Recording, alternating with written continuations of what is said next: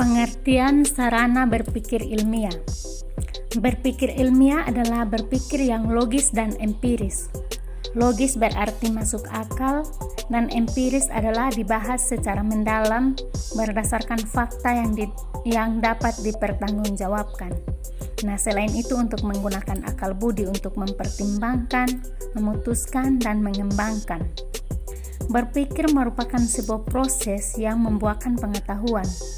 Proses ini merupakan serangkaian gerak pemikiran dalam mengikuti jalan pemikiran tertentu yang pada akhirnya sampai pada sebuah kesimpulan yang berupa pengetahuan.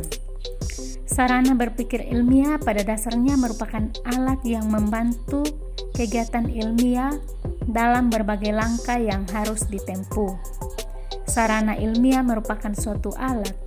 Dengan alat ini manusia melaksanakan kegiatan ilmiah.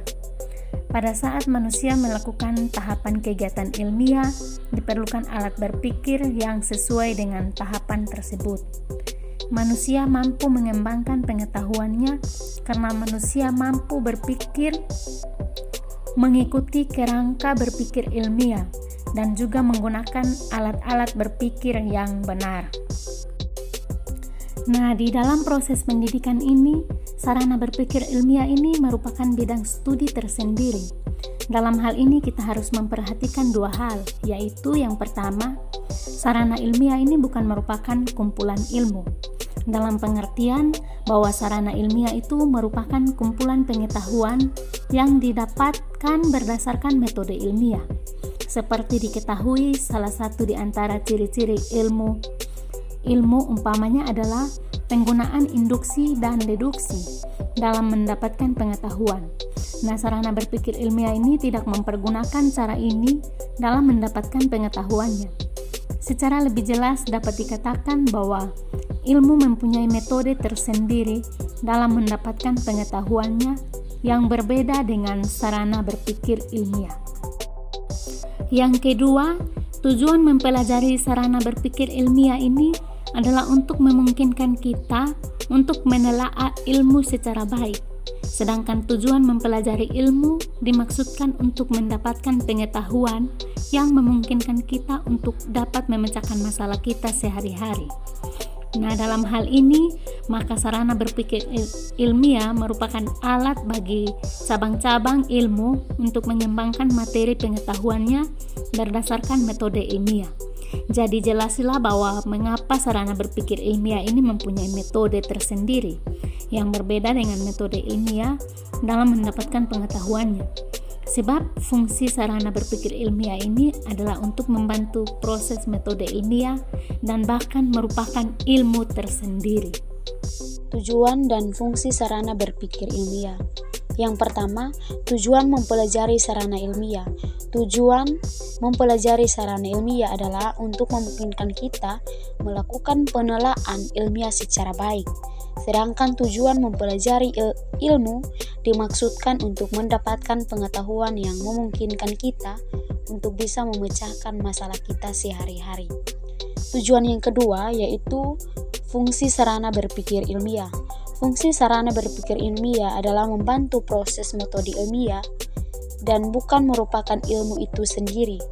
Sarana berpikir ilmiah mempunyai fungsi-fungsi yang khas dalam kegiatan ilmiah secara menyeluruh dalam mencapai tujuan tertentu.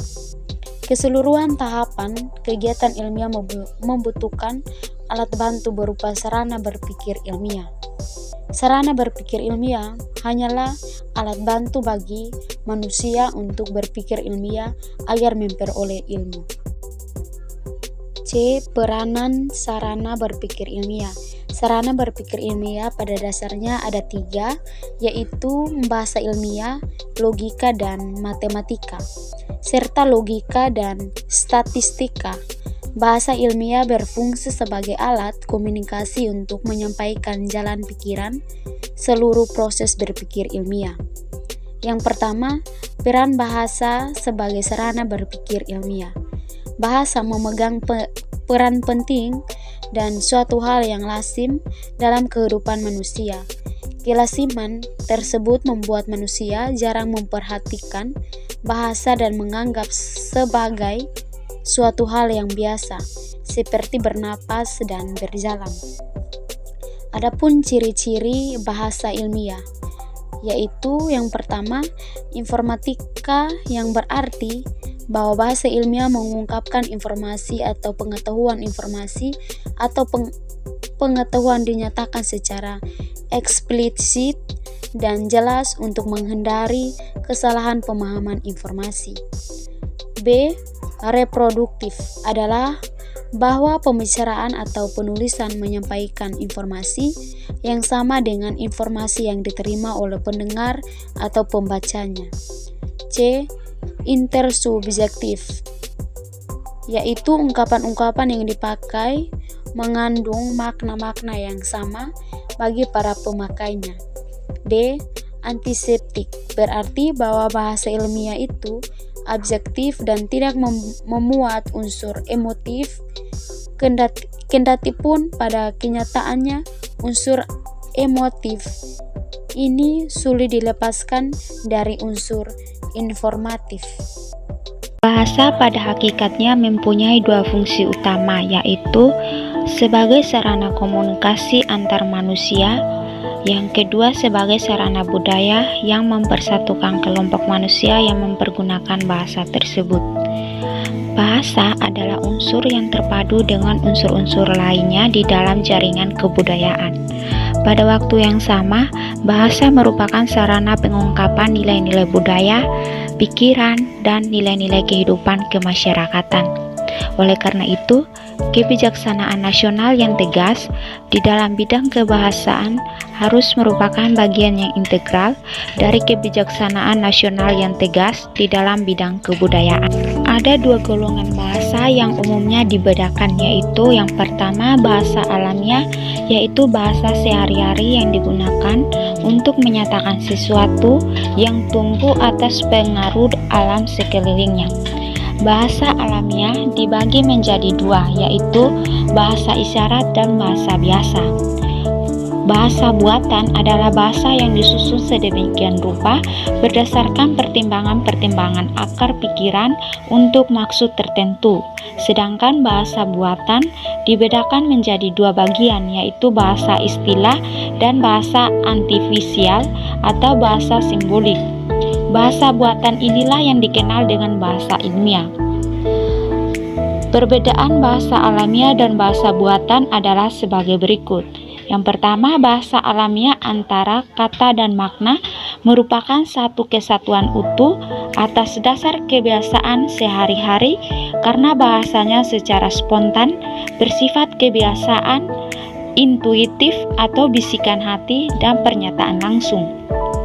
Sedangkan bahasa buatan antara istilah dan konsep merupakan satu kesatuan bersifat relatif atas dasar pemikiran akal karena bahasanya berdasarkan pemikiran, sekehendak hati, diskursif atau logika, luas, arti, dan pernyataan tidak langsung. 2. Peran matematika sebagai sarana berpikir ilmiah. Untuk melakukan kegiatan ilmiah secara lebih baik, diperlukan sarana berpikir. Salah satunya adalah matematika. Sarana tersebut memungkinkan dilakukannya penelaahan ilmiah secara teratur dan cermat. Penguasaan secara berpikir ini ada dasarnya merupakan alat yang membantu kegiatan ilmiah dalam berbagai langkah yang harus ditempuh.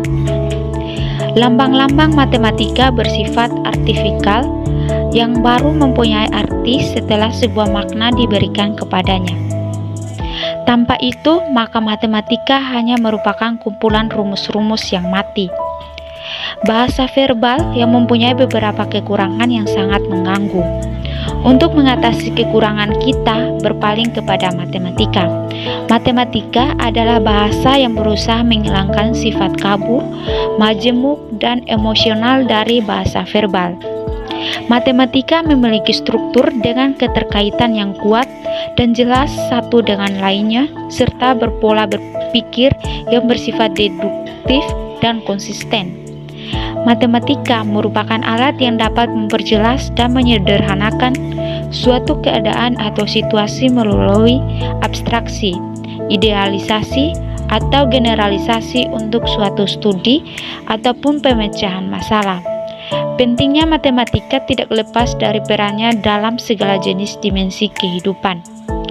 Mengkomunikasikan gagasan dengan bahasa matematika justru lebih praktis, sistematis, dan efisien. Begitu pentingnya matematika, sehingga bahasa matematika merupakan bagian dari bahasa yang digunakan dalam masyarakat. Hal tersebut menunjukkan pentingnya peran dan fungsi matematika, terutama sebagai sarana untuk memecahkan masalah baik pada matematika maupun dalam bidang. Peranan matematika sebagai sarana berpikir ilmiah dapat menggunakan alat-alat yang mempunyai kemampuan sebagai berikut. Yang pertama, menggunakan algoritma. Yang kedua, melakukan manipulasi secara matematika. Yang ketiga, mengorganisasikan data. Yang keempat, memanfaatkan simbol, tabel, dan grafik. Yang kelima, mengenal dan menentukan pola. Yang keenam, menarik kesimpulan. Yang ketujuh, membuat kalimat atau model matematika. Yang kedelapan, membuat interpretasi bangun geometri. Yang kesembilan, memahami pengukuran dan satuannya. Yang kesepuluh, menggunakan alat hitung dan alat bantu lainnya dalam matematika.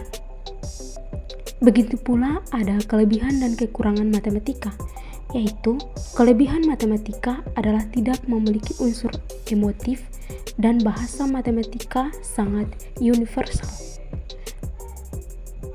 Kelemahan dari matematika adalah bahwa matematika tidak mengandung bahasa emosional atau tidak mengandung estetika.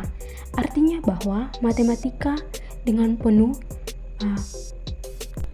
menunjukkan simbol yang bersifat artifisial dan berlaku di mana saja. Poin yang ketiga tentang peran statistika sebagai sarana berpikir ilmiah. Statistika mempunyai peranan penting dalam berpikir induktif. Konsep statistika sering dikaitkan dengan distribusi variabel yang ditelaah dalam suatu populasi tertentu. Statistika dapat diartikan sebagai sekumpulan metode dalam memperoleh pengetahuan untuk mengelola dan menganalisis data dalam mengambil suatu kesimpulan kegiatan ilmiah. Peranan statistika diterapkan dalam penelitian pasar, produksi, kebijaksanaan penanaman modal, kontrol kualitas, seleksi pegawai, kerangka percobaan industri, ramalan ekonomi, auditing, pemilihan risiko dalam pemberian kredit, dan lain sebagainya. Dengan demikian, peranan statistika dalam tahap-tahap metode keilmuan, yaitu yang pertama, alat untuk menghitung besarnya anggota sampel yang akan diambil dari populasi. Yang kedua, alat untuk menguji validitas dan reliabilitas instrumen. Yang ketiga, teknik untuk menyajikan data-data sehingga data lebih komunikatif. Yang keempat, alat untuk analisis data seperti menguji hipotesis penelitian yang diajukan. Sehingga dapat dikatakan bahwa tujuan mempelajari sarana berpikir ilmiah adalah untuk memungkinkan kita menelaah ilmu secara baik. Fungsi berpikir ilmiah sebagai alat bantu untuk mencapai tujuan dalam kaitan kegiatan ilmiah secara keseluruhan.